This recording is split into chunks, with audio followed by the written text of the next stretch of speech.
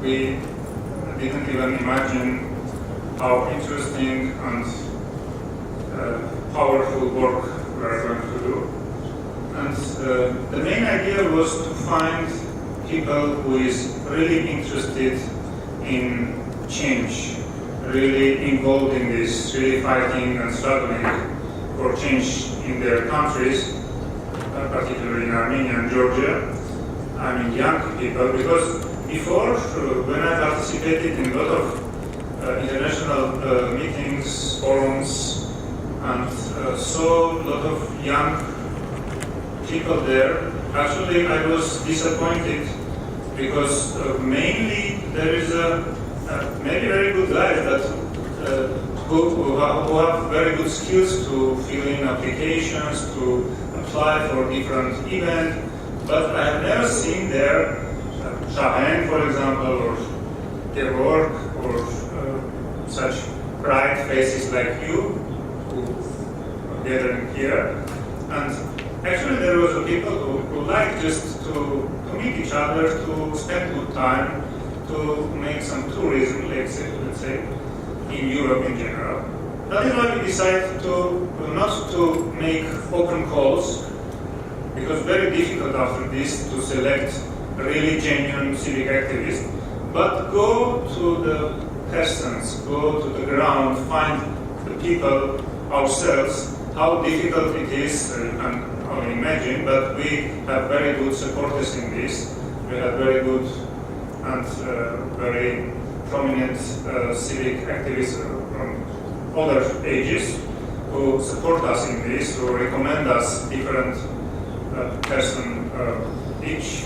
It is not only organization, but it is also person, I mean, in all regions of Armenia. And our focus was in general in Armenia and Georgia, and our focus was specifically in the regions of Armenia and Georgia, because this part of our country is really, really poor in meaning the capacity of the people, meaning the skills of the young people in not only fighting on the street, but also in the field of monitoring, in the field of control over government, including local government, not only central one.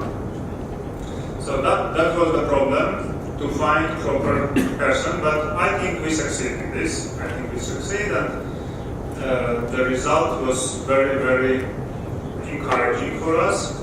So now we have, I'm sure, here in this room, and also a few days ago in the summer school event, we had future leaders of our society. We had future ministers, future members of parliament of our two countries of Armenia and Georgia. Why not? One of our future prime ministers, I'm sure, sitting here or said yesterday during this day, during this summer school. And the next step will be trip. It is starting trip to Visegrad countries. It was especially decided for 10 people from Armenia and 5 from Georgia to participate in this study trip, to meet different organizations of civil society in this country, but also maybe some representatives of state bodies, but also to have good networking with young civic activists.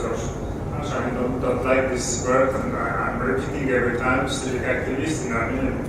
We call sometimes Ashkuzak, which is a little bit curious, but in any case, I hope that our supporters will evaluate and will value this work which was done, and we can continue next year also for more and more participants, but also for you. We will continue work with you to train you and to try to build your capacities and to develop your skills.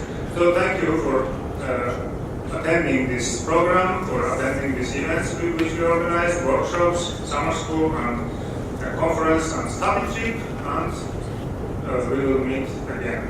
Thank you. Thank you, Hovsep, for your presentation, and the floor is yours. Thank you. Hello, everyone. First, I'm really happy to see all of you here. So many familiar faces from the workshops. That's a great honor and pleasure to be present at the event. You know, I was always saying during the workshops that this is one of my favorite projects. Why? Because first I go to the Marses, to the regions.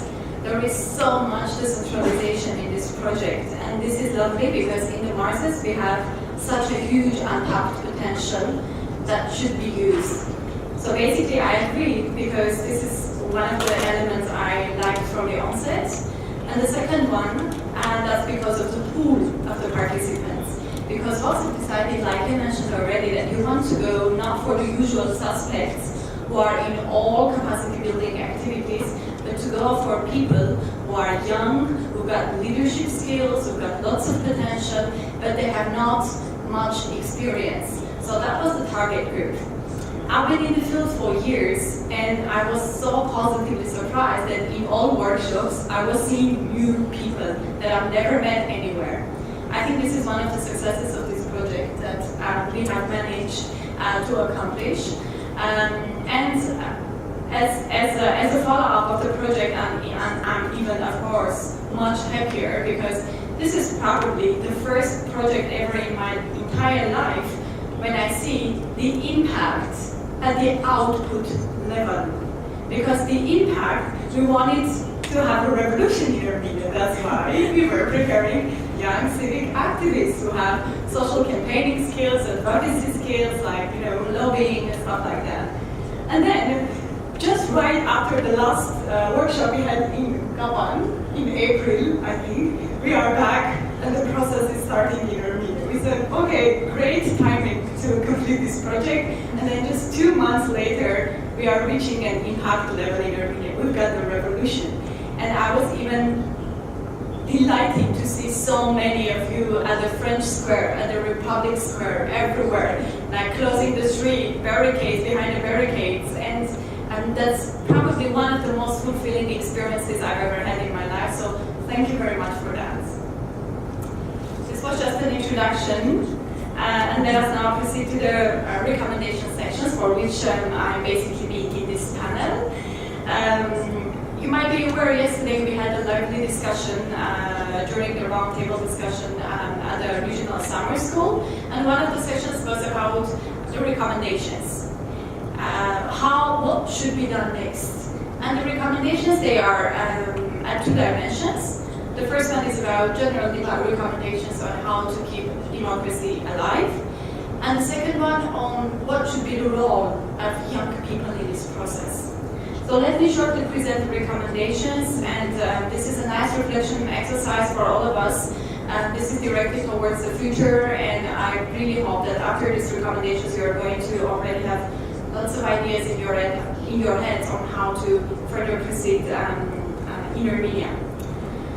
So in terms of general recommendations, most of the speakers have emphasized the role of the judiciary in Armenia, saying that the judiciary should be fully functional, independent, and impartial, and that all state institutions should be transparent and in their operations, whereas civil society and young people should act as watchdogs in this process to closely monitor them. And especially the monitoring of judicial sessions was specifically mentioned. And the second and last general recommendation was about the separation of the branches of power, the executive and legislative power. This is crucial because, especially taking into consideration the current political situation in Armenia, having majority, the Republican Party present at the parliament, and having basically the opposition, the ex-opposition, which is now in the government, we are having a very specific situation. This is something which needs to be handled, but also the existing constitution. The separation of power is somewhat critical. It has been mentioned that, again, they should be clearly separated, these branches, and there is need to decentralize power in Armenia, as it is the practice in all other democratic countries. So this is as far as the general recommendations are concerned, and now that's all about you, that's all about us, young people.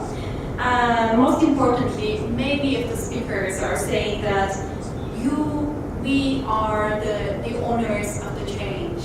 We were the ones who did this revolution together. We were the owners, and now it's time also to take ownership of what has been done. We should take full responsibility for the process of further democratization of Armenia. The next one was about participation. This is key.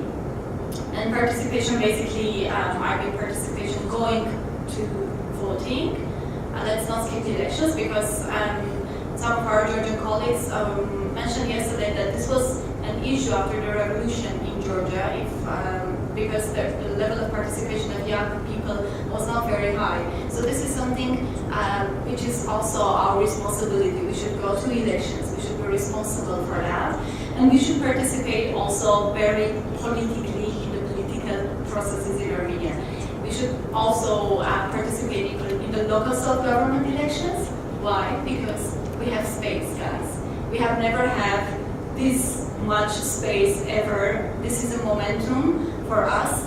It's an exceptional moment to be able to go into politics. I know you might not be very interested. I know you might be a bit tired, exhausted, and then you have other priorities. But those who are really, really interested in politics, this is probably the right moment to go for that. Just think about that. Going there into politics individually, maybe through some civic initiatives if you want to, or otherwise also through political party lists in case you want to be affiliated to a political force. That's the second one. The third one is about young people changing themselves. So we were talking yesterday about, we have change in Armenia, but we have to change ourselves. We have to embrace change. We have to be self-aware, self-educate, and also engage actively in non-formal education. We don't need a leader to follow, as it was mentioned, and we have to be rather critical towards everyone, including the leaders that we have. We have to be demanding and proactive. And especially we have to monitor and control all the state institutions. From that point of view, by the way, it has been mentioned that all capacity building interventions, including projects like this, should definitely continue because this is still very much needed in the sector to help capacitate young persons. And finally, another suggestion, and this is the last one, it was about local self-government bodies. They need further restructuring, especially before the huge parliamentary elections. And one of the mechanisms of young people's involvement in this could be having youth councils within the local self-government bodies.